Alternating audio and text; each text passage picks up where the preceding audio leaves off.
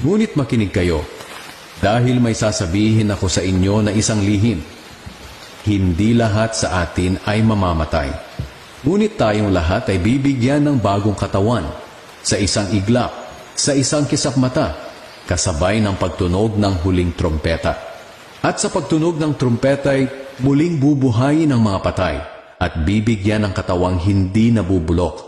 At tayong mga buhay pa ay bibigyan din ng bagong katawan, sapagkat itong katawan nating nabubulok at namamatay ay dapat mapalitan ng katawang hindi nabubulok at hindi namamatay.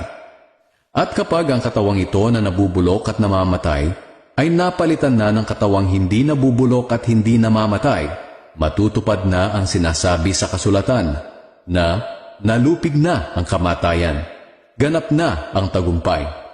Nasaan o kamatayan ang iyong tagumpay? Nasaan na ang iyong kapangyarihan?